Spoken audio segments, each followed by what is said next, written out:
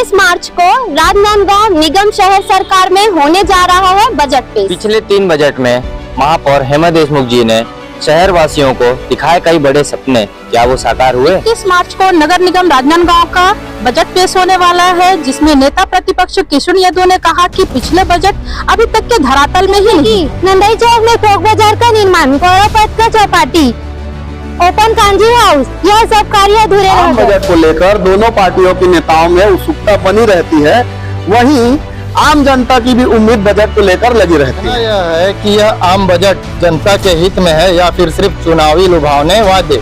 आइए जानते हैं जनता से।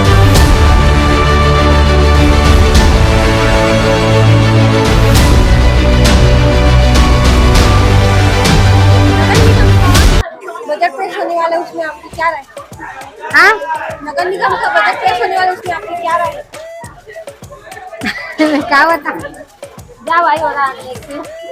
नगर निगम का बजट पेश होने वाला है, उसमें आपकी क्या राय है?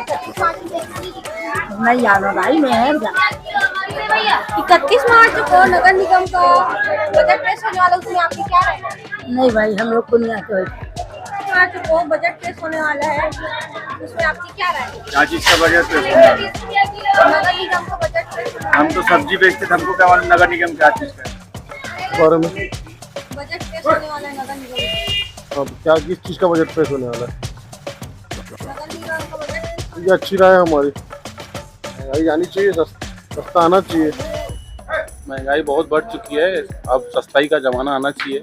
पब्लिक परेशान है महंगाई से। तो महिलाओं के लिए आप क्या चाहती है बजट से?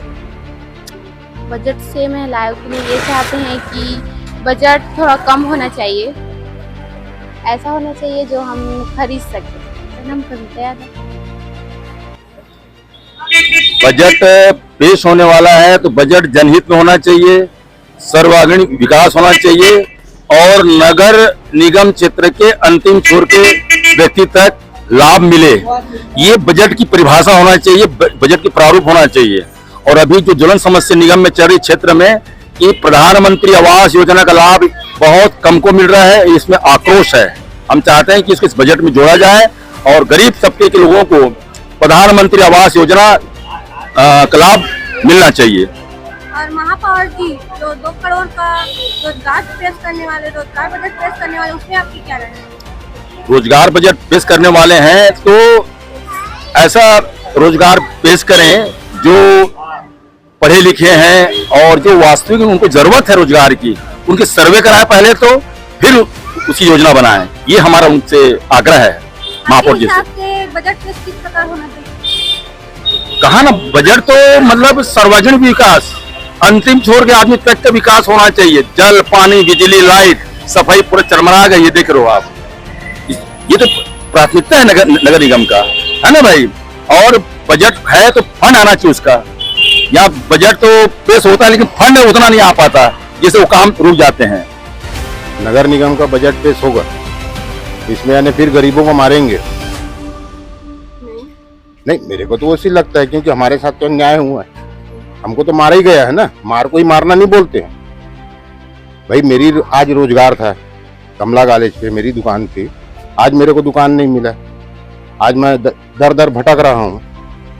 तो आप बजट पेश करके क्या साबित करोगे? और महिलाओं और पुरुषों के लिए बजट पेश में क्या? अरे भाई, पहले तो रोजगार दो, उसके बाद में तुम बजट दो ना। तुम तो गरीबों को ही पहले हटा रहे हो, गरीबों को पहले हटा रहे हो, पैसे वालों को सामने ला रहे हो। मेरे को तो नहीं लगता कि 2 करोड़ का कोई रोजगार आएगा, क्योंकि महापौर से अगर बच जाए तब की बात है। जी, आपका नाम? सलीम अख्तर। Thank you. शहर का बजट संतुलित हो और सभी वार्डों में जो मौलिक सुविधाएं हैं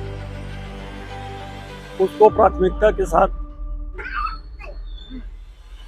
तय किया जाना चाहिए। एक टैक्स पेयर मैं भी हूँ, जो कमियां और जो गड़बड़ियाँ दिखती हैं, जैसे मैं शाम को घूमने निकलता हूँ वार्ड नंबर 45, तो जब नीलगिरी पार्क की तरफ जाओगे आप, वहाँ जो नल है टोटी है नहीं, पानी बहता रहता है। और आपको भी मालूम है जल है तो कल है। दूध से और खून से भी ज्यादा कीमती है जल, ऐसा हमारा व्यक्तिगत मानना है। दूसरों की राय भिन्न हो सकती है, लेकिन खून से भी ज्यादा महंगा है जल। उसको जब बहते हुए मैं देखता हूँ, मुझे बड़ा दुख होता है। अपने पास से मान लिया मैं अपनी जेब से खर्च करके टोटी लगवा भी दूं, तो असामाजिक तत्व उसको फिर तोड़ के फेंक देते हैं। तो शाम को जो ये गश्त में निकलते हैं पुलिस विभाग के लोग, इनकी भी ड्यूटी, तो आप 108 की 112 की तरह जब तक, या तो 112 में आप सुविधा दो कि हम तत्काल 112 में डाल करके बता सकें इस जगह का नल में टोटी नहीं है, पानी बह रहा है। Thank you. देखिए राजनांदगांव शहर में जो सबसे बड़ी समस्या है वो है सड़क, पानी और बिजली। एक तो शहर के बजट में ये व्यवस्था होनी चाहिए कि जितने भी नल हैं उनमें पानी बर्बाद ना हो। वो प्राथमिकता होनी चाहिए कि नल में टोटी होनी चाहिए, यदि टोटी या नल जो बिना मतलब के लगे हुए हैं, जहाँ जरूरत नहीं वो नलों को बंद करना चाहिए। दूसरी चीज़, सड़कें जो शहर की हैं, अभी बार बार ये होता है कि लाइन खुदती है, पाइपलाइन बिछाई जाती है, फिर सड़क खुद जाती है। सड़कें सुधरनी चाहिए और प्रकाश व्यवस्था दूर दूर के अंचलों में अच्छी होनी चाहिए। ये बजट से मैं प्राथमिक जो मेरी आवश्यकताएं हैं शहर के लिए, वो मैं यही कल्पना करता हूँ। मैं अजय शुक्ला। मेरी राय ऐसा है कि सबसे पहले तो निगम को चाहिए कि अपना जो आर्थिक पहलू है उसको विशेष ध्यान रखें, और शहर में आज जो समस्या है सड़क, नाली, इसकी समस्याओं को दूर करें। और पब्लिक को एक और समस्या बहुत ज़्यादा परेशान करती है, वो है नल, पानी। इन सारी चीज़ों पर ध्यान देना चाहिए, तभी हमारे क्षेत्र का, हमारे शहर का विकास होगा। और कोशिश ये करें कि जो वसूली है, वसूली पे निगम को विशेष ध्यान देना चाहिए। आज हमारे मोहल्ले में, मैं वर्धमान नगर में रहता हूँ, बहुत सारे लोगों ने टैक्स नहीं पटाया, तो टैक्स पटाने के संबंध में भी निगम को चाहिए कि इस समय अच्छा अभियान चलाए और ज़्यादा से ज़्यादा टैक्स वसूले। टैक्स वसूलेंगे तो उनकी आमदनी बढ़ेगी, आमदनी बढ़ेगी तो दूसरी जगह, दूसरे मत में उसको लगा सकते। पिछले बजट से संतुष्ट था मैं, संतुष्ट था। मेरा नाम प्रशांत तिवारी। अभी हमने आम जनता की राय सुनी, इसके बाद हम नेता प्रतिपक्ष एवं महापौर जी की भी राय सुनेंगे, और इसके बाद आम जनता को बजट से क्या मिलता है तो वक्त ही बता पाएगा। नमस्कार, मैं चुलेश। आज हम 31 मार्च को बजट पेश किया जाने वाला है, जिसके सिलसिले में हम नेता प्रतिपक्ष के किशोर यादव जी से मिलने आए हैं। 31 मार्च को नगर निगम का बजट आने वाला है। अब किसी भी संस्था का जब बजट आता है तो बजट में आने वाले साल में वो संस्था क्या करने वाली है वो सब प्रस्तुत किया जाता है। तो जब 31 मार्च को बजट प्रस्तुत होगा तभी ये पता चल पाएगा कि आने वाले दिनों में महापौर जी शहर को किस दिशा में ले जाना चाहती हैं और क्या क्या काम करवाना चाहती है। जो नगर निगम के आय और व्यय दोनों चीज़ों का उसमें ब्यौरा होगा। नगर निगम में जब महापौर हेमा देशमुख जी बनी थी महापौर, पहला बजट जिस दिन प्रस्तुत की थी, उन्होंने एक बात बोली थी कि मैं राजनांदगांव को सपनों का शहर बनाना चाहती हूँ। तो पिछले जो 3 बजट हुए हैं वो वास्तव में पूरे सपने हैं। महापौर जी ने 3 बजट प्रस्तुत कर चुकी है, 31 को चौथा बजट है। तो जैसा पहला बजट में उन्होंने बोली थी कि मैं सपनों का राजनांदगांव बनाऊंगी, तो उसी तरह से तीनों बजट अभी पूरी तरह से सपने हैं। धरातल में एक भी काम उसके नहीं उतरे हैं। शासन से किसी भी योजना के लिए कोई अनुदान नहीं ला पाई, किसी भी योजना को शासन से स्वीकृत नहीं करवा पाई, ये उनकी उपलब्धि है। क्या आप पिछले बजट से संतुष्ट हैं? वही बतला रहा हूं मैं, पिछले बजट धरातल में है ही नहीं, तो संतुष्ट असंतुष्ट वाली बात ही नहीं है। संतुष्ट असंतुष्ट की बात हम तब करेंगे जब आप उस बजट को लेकर के धरातल स्तर पर, जमीनी स्तर पर कोई काम करेंगे। यहाँ तो कोई काम हुआ ही नहीं है। जैसे कि पिछले बजट में बताया गया था कि गुड़ाखू लाइन के सामने आयुर्वेदिक अस्पताल के सामने, पर उसमें अभी तक अमल नहीं किया गया, तो उसके बारे में आप क्या कहना चाहेंगे? गुड़ाखू लाइन में जो आयुर्वेदिक कॉम्प्लेक्स, आयुर्वेदिक भवन है औषधालय वाला, उसको पहले महापौर जी अपने 3 बजट में लाई कि इसके लिए शासन से हम पैसा ले करके जो है इसको कॉम्प्लेक्स बनाएंगे, जिससे नगर निगम के आय के साधन बढ़े। बिल्कुल बनना चाहिए, हम भी चाहते हैं, हमने भी सहमति दी है। उसके बाद में खुद महापौर जी ने खुद अपनी बात को पलटते हुए 25 अगस्त को सामान्य सभा में विषय लेकर के आए कि हम इसको पीपीपी मॉडल में बनाना चाहेंगे। 25 अगस्त और आज इतना दिन हो गया, पीपीपी मॉडल का भी कोई अता पता नहीं है। इसी से आप समझ सकते हैं कि नगर निगम में महापौर किस दिशा में चल रही हैं। जी धन्यवाद आपने। मैं इला सिद्दीकी। आज हम चर्चा करेंगे आगामी बजट जो पेश होने वाला है उसके विषय में। तो जिनसे हम बात कर रहे हैं राजनांदगांव की प्रथम नागरिक महापौर हेमा सुदेश देशमुख जी से, और हम उनसे पूछेंगे कि उनकी इस बजट को लेके क्या तैयारी है।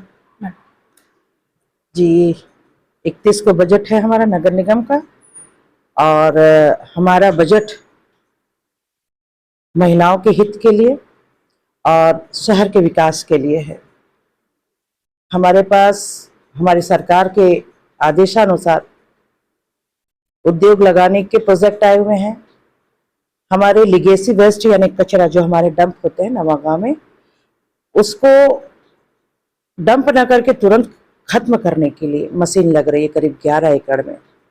हमारे जो वेंडर जोन है, जैसे हमारे वेंडर घूमते हैं इधर उधर, उनके लिए ई कार्ड देकर उनको व्यवस्थापित करने के लिए योजना आई है।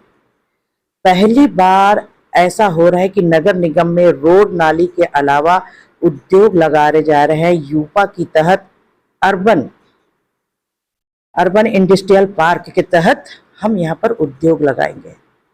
लोग रोड नाली तो हमेशा बनाते हैं नगर निगम में, पिछले 15 साल में आप देखिएगा रोड नाली के अलावा नगर निगम को आर्थिक रूप से सुदृढ़ करने का कोई काम नहीं किया। लेकिन पहली बार ऐसे हो रहा है कि जब भूपेश बघेल जी की सरकार आई, हमारे माननीय मुख्यमंत्री जी के सरकार आई, तो वो महिलाओं के लिए, बच्चों की शिक्षा के लिए, रोजगार के लिए हर तरह से प्रयास कर रहे हैं। और नगरीय निकाय स्तर में उन्होंने यूपा जैसी चीज हमको सौगात में दी है।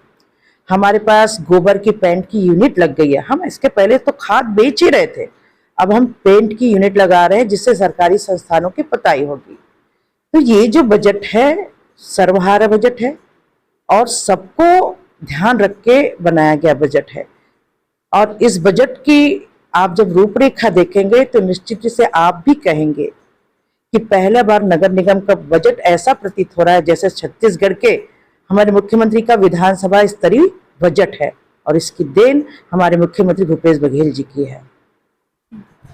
मैम, हम आपसे जानना चाहेंगे कि इसमें जो बजट जो पेश होगा, इसमें क्या आम जनता प्रभावित होगा? इस बजट से उनको लाभ मिलेगा? मैंने आपको पहले ही कहा, अर्बन इंडस्ट्रियल पार्क यानी रोजगार के लिए 2 करोड़ की राशि है। ये रोजगार में कौन काम करेगा? महिलाएं काम करेगी। अगर हम मिर्ची बना के मार्केट में बिकवाते हैं तो महिलाएं पैकेट बनाएंगी। अगर हम जो प्लास्टिक से हमारे लिगेसी वेस्ट रहते हैं उसको क्रश करके ऐश बनाते हैं, उस ऐश से हम ब्रिक्स बनाते हैं या ईंट बनवाते हैं, ये हमारी महिला समूह काम करती है। और ये जो है ईंट मार्केट में बिकेगा। तो अगर उद्योग से लोगों को काम मिलता है, हजारों की संख्या में महिलाओं को काम मिलता है, तो ये पहली बार ऐसा हुआ कि निगम रोजगार दे रही है। ये विगत 2 सालों से चल रहा है। हम इसके पहले खाद बना रहे थे, कंडे बना रही थी, हमारी महिला समूह बना रही थी। अब गोबर पेंट की यूनिट लग रही, ये भी महिला समूह बनाएगी। तो इस प्रकार महिलाओं को आर्थिक रूप से सुदृढ़ करने का काम, रोजगार देने का काम सीधा जनता से जुड़ा हुआ काम है। इससे महिला अगर आर्थिक रूप से सुदृढ़ होती है तो घर अपने आप सुदृढ़ हो जाता है। जैसा कि मैडम से हमने जाना कि ये एक लघु उद्योग के रूप में रहेगा काम, और जिसको मतलब हर जमीनी स्तर के लोग इसका लाभ उठा सकते हैं। तो महापौर जी, हम आपसे ये भी जानना चाहते हैं कि विपक्ष के नेता किशुन यादव ने कहा कि विगत पिछले वर्षों के जो कार्यकाल थे, जो आपने बजट पेश किए थे, वो अभी तक के धरातल में नहीं उतरे हैं। तो इसमें आप क्या कहना चाहेंगे? सबसे पहले तो उनको होमवर्क करने की आवश्यकता है। पिछले 4 वर्ष की बजट पुस्तिका निकाल के वो पलटा ले और मार्क करे तो समझ में आता है कि मैंने क्या काम किया। हम तो भूपेश बघेल जी हमारे मुख्यमंत्री, उनके अनुयायी हैं, जो बोलते हैं करते हैं। और हमारी पिछले बजट की भी जो अधिकांश चीजें अभी प्रोसेस में, धरातल में आ जाएगी। मैं तो सिर्फ एक कहना चाहती हूं उनको, अपने कार्यकाल का, अपने मुख्यमंत्री के कार्यकाल का और अपने अभी विधायक के 5 साल का, अपने पूर्व के महापौर के कार्यकाल का दिखा दे कि उन्होंने क्या किया है। प्रश्न वही करे जिसने कुछ किया हो, प्रश्न वो न करे जिसने कुछ न किया हो। तो हम अभी रूबरू हो रहे थे राजनांदगांव की महापौर हेमा देशमुख जी से, और आगे इस तरह से और खबर में हम बने रहेंगे बजट को लेकर।